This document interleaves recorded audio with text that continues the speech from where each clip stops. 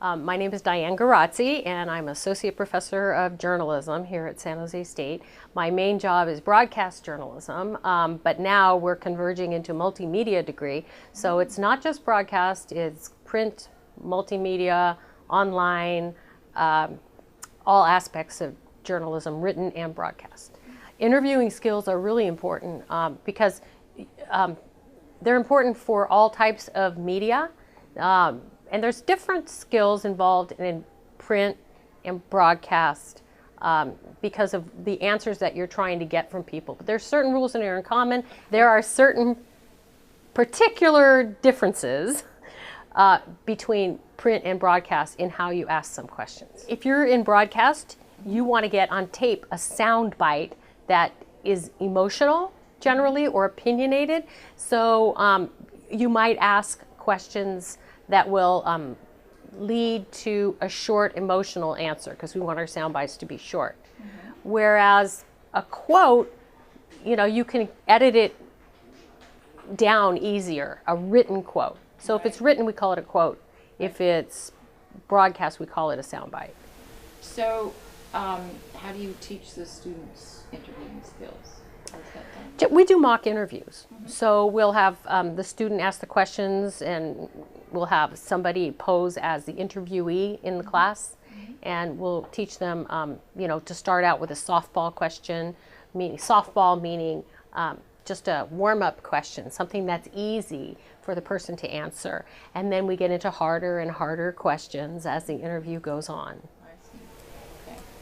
So that's the progression, and then what types of questions are you the best to answer? Open-ended questions. So, what was your reaction when, the train caught fire? How do you feel about something? Why do you think this situation exists? You don't want to ask questions that begin with do you agree? You'll get yes or no, and there it goes. But open-ended. Okay.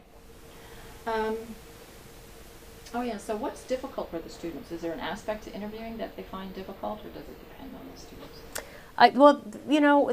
A lot of them want to come in with a list, and they want to ask, their 20 questions that they had on the list. And that's a really bad idea. They should just approach it like a conversation. Mm-hmm. So they ask a couple of logical questions to start out with, and continue listening to what the person says, and then your next question can be based on their answer. So, you can follow up with a question that reflects what they just said, but you're looking for more information. Right. Yeah, so keep it like a conversation. Okay. And you can have that list going in, that's fine, but don't look at it during your interview. Look at it when your interview is almost over, and you can tell the person you're interviewing, wait, I have just made a list. I want to make sure I have all these questions answered. And that's fine.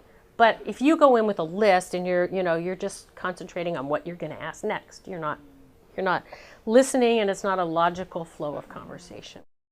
What happens if the person takes you in another direction? Does that happen sometimes? All the time. And you just have to remember why you're there. Mm-hmm. And you'll say, yes, but what about, and go back to your question.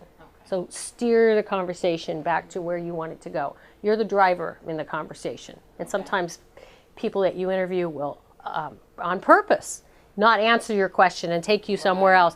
And it's up to you to be listening to know that you're going somewhere else, and you have to bring it back to what you need.